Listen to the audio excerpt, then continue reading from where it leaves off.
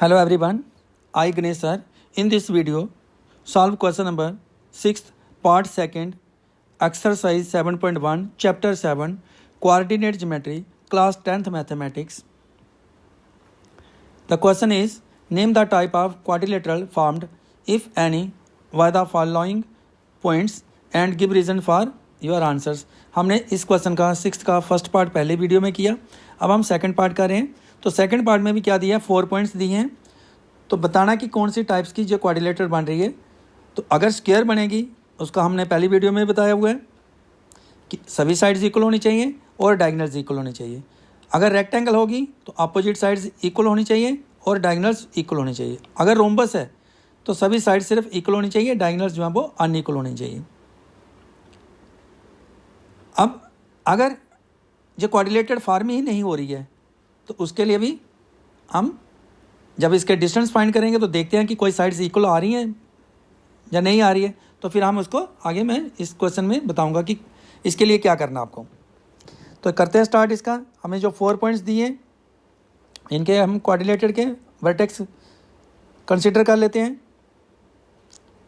Suppose हमारे पास ये quadrilateral है जिसके 4 पॉइंट्स हमें दिए गए हैं। जो वर्टेक्स हैं इसके ए पॉइंट को ले लेते हैं हम -3, -3 और 5, जो इसका कोऑर्डिनेट्स हैं -3 और 5 है। जो ए पॉइंट हो गया कोऑर्डिनेट का वर्टेक्स हो गया, और बी जो है बी पॉइंट जो है इसके कोऑर्डिनेट्स हैं 3, 1, और जो सी वर्टेक्स आएगा, जो सी पॉइंट है इसके जो कोऑर्डिनेट्स हैं वो 0, 3 है, और जो डी पॉइंट है इसके कोऑर्डिनेट्स जो हैं वो -1 और -4 है। अब हमें चेक करना है कि क्या ये क्वाड्रिलेटरल जो है ये रोम्बस है, स्क्वायर है। टाइप्स बतानी है तो टाइप्स में क्या होता है, स्क्वायर, रोम्बस, पैरेललोग्राम, रेक्टेंगल, इस प्रकार से बतानी है हमें। तो यहाँ पे हम इसका AC को भी ज्वाइन कर लेते हैं, जो डायगोनल भी फाइंड करेंगे और डायगोनल BD भी फाइंड करेंगे। यहाँ पे 6 डिस्टेंस फाइंड करने हमें। 6 डिस्टेंस कौन कौन से होंगे, AB distance, BC distance, CD distance, AD distance, AC distance और BD डिस्टेंस। तो सबको एक ही फार्मूला है इसका, जो distance formula square root of x2 - x1 whole square plus y2 - y1 whole square. तो करते हैं इसका स्टार्ट अब सोल्यूशन। जो गिवन पॉइंट्स हैं, let A -3, 5, B 3, 1, C 0, 3 and D -1, -4 are the given points. ये गिवन पॉइंट्स हैं। अब हमें ये देखना है कि ये क्वाड्रिलेटरल जो है वो किस टाइप की है। तो इसके लिए डिस्टेंस फार्मूला अप्लाई करेंगे। Distance formula is equal two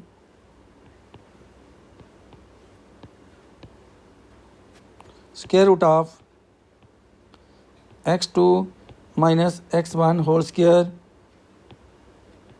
plus y2 - y1 whole square. Distance AB के लिए AB में क्या हो जाएगा, जो x1, y1, जो x2 और जो y2 हो जाएगा। तो AB is equal to square root of x2 करना है 3 माइनस x1, तो x1 ऑलरेडी माइनस है 3 है, तो ये हो जाएगा प्लस का। जब कोऑर्डिनेट माइनस में आ रहा होगा तो आपने इसको क्या करना है, जहाँ पे डिस्टेंस फार्मूला में प्लस करना है। जैसे x1 क्या आ गया, -3 आया, माइनस x1, तो x1 की वैल्यू क्या है, -3 है, तो वैल्यू पुट करें माइनस इंटू माइनस क्या हो जाएगा, प्लस हो जाएगा। तो 3 + 3 का होल स्क्वायर प्लस y2 क्या आ गया हमारे पास 1, माइनस y1 क्या है 5, इसका होल स्क्वायर। 3 + 3 क्या हो गया 6 हो जाएगा। इसको लिख लेते हैं स्क्वायर रूट के अंदर, 6 का स्क्वायर प्लस 1 - 5, 1 - 5 क्या हो जाएगा, -4 का स्क्वायर इज इक्वल टू 6 का स्क्वायर क्या हो गया 36 प्लस 4 का स्क्वायर क्या हो जाएगा 16। तो जो आ गया स्क्वायर रूट ऑफ 52, दोनों को प्लस किया 36 और 16 को। अब 52 जो है स्क्वायर रूट, इसका फाइंड करने के लिए हमें फैक्टर से करना है इसको। तो फैक्टर्स इसके क्या बन सकते हैं, 13 × 4, 2 × 2 कर सकते हैं हम। तो 13 × 4 क्या हुआ, स्क्वायर रूट 4 का तो 2 हो गया, तो 2 √ 13, क्योंकि जो 52 है इसको हम लिख सकते हैं 2 × 13। तो जो 2 पेयर के अंदर आ रहा है, स्क्वायर रूट के अंदर है, तो उसका स्क्वायर रूट जो है वो कैंसिल हो जाएगा, तो 2 रहेगा, 2√13 आ जाएगा। ये हमारे पास आ गया ए बी डिस्टेंस। अब हम करते हैं फाइंड बी सी डिस्टेंस को। तो यहाँ से ये x1 x2 हम जहाँ से हटा लेते हैं। अब बी सी के लिए x1 क्या हो जाएगा, x1 y1 ये हो जाएगा बी सी के लिए, x1 y1 और x2 y2 ये हो जाएंगे। तो करते हैं अब हम बी सी के लिए। जो बी सी होगा,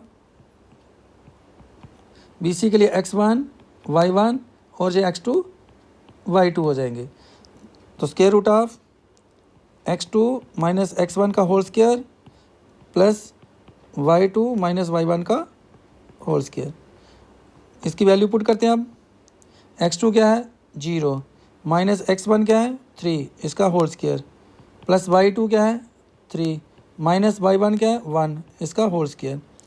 क्या आ जाएगा हमारे पास 0 माइनस 3 का स्क्वायर, प्लस 3 माइनस 1 2 का स्क्वायर, माइनस 3 का स्क्वायर क्या आ जाएगा 9, प्लस 2 का स्क्वायर 4। तो क्या आ गया हमारे पास स्क्वायर रूट ऑफ 13। जो निकल गया हमारे पास डिस्टेंस बी सी के लिए।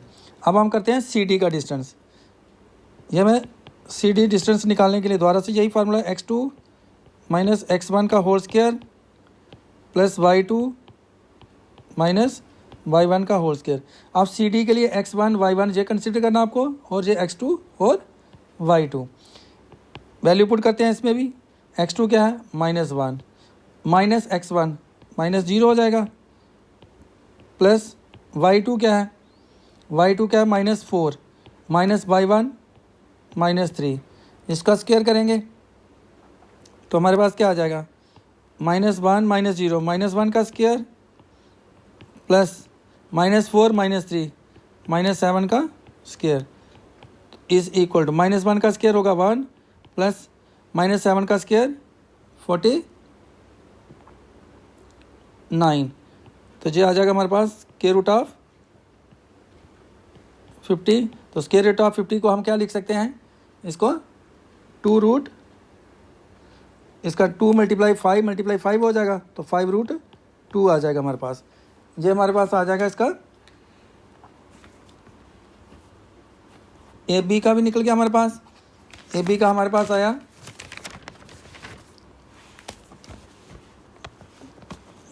2√13, और जो बी सी आ गया हमारे पास वो आ गया √13। इसके बाद हमने सी डी निकाला 5√2। अब हम नेक्स्ट निकालते हैं जो ए डी डिस्टेंस है।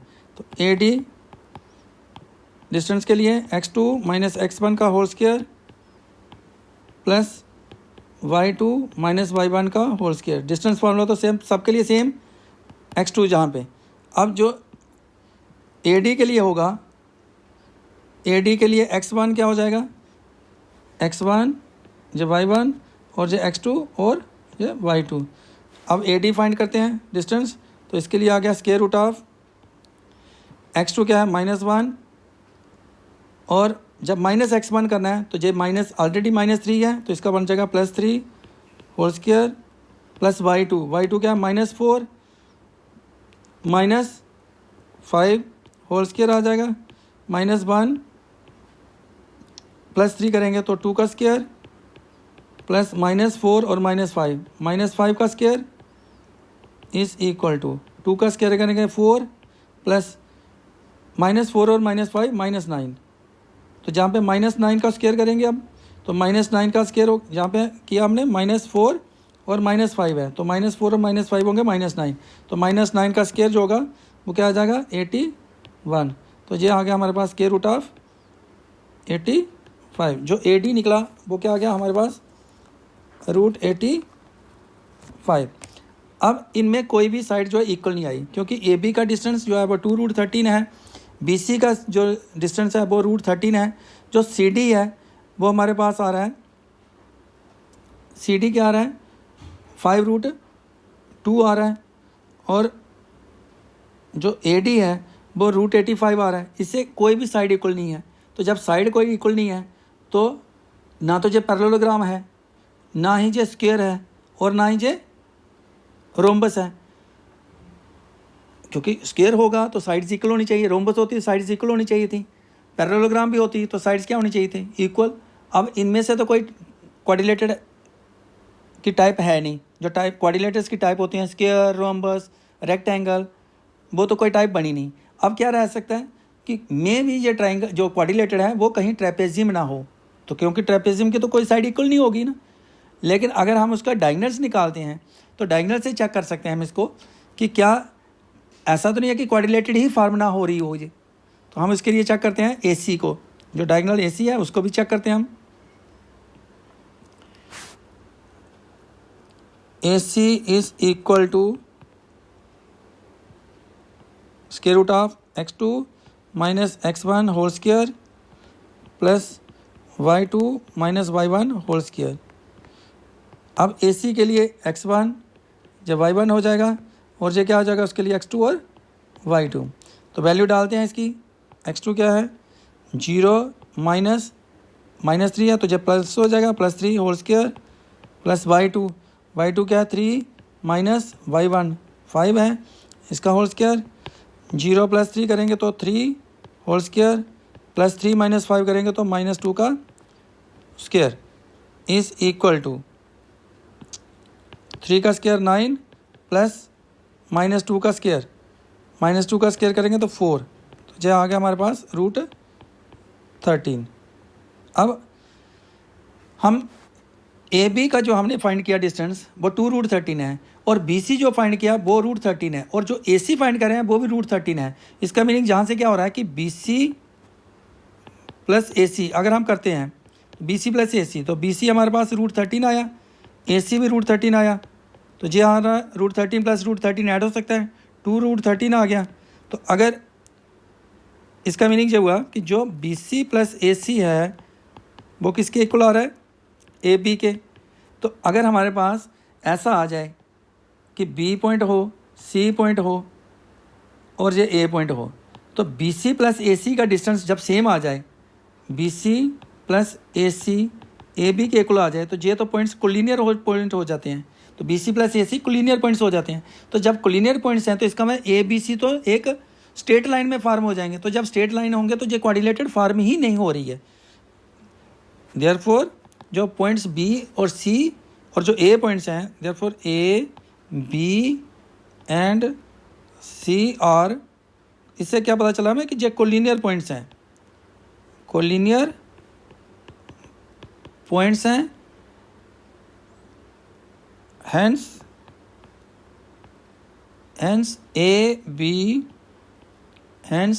the points A, B, C and D do not form any quadrilaterals. Hence the points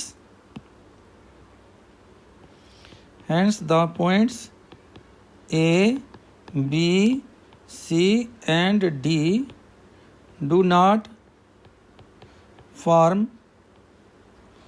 any quadrilateral. कि इन पॉइंट्स के इस क्वेश्चन में जो सेकंड पार्ट में 6th क्वेश्चन के सेकंड पार्ट में कि जो पॉइंट्स दिए गए हैं इससे कोई भी क्वाड्रिलेटरल ही फॉर्म नहीं हो रही है। टाइप्स की तो बात ही नहीं, क्वाड्रिलेटरल ही नहीं फॉर्म हो रही है। तो ये क्वेश्चन नंबर 6 का सेकंड पार्ट का सोल्यूशन कंप्लीट हुआ।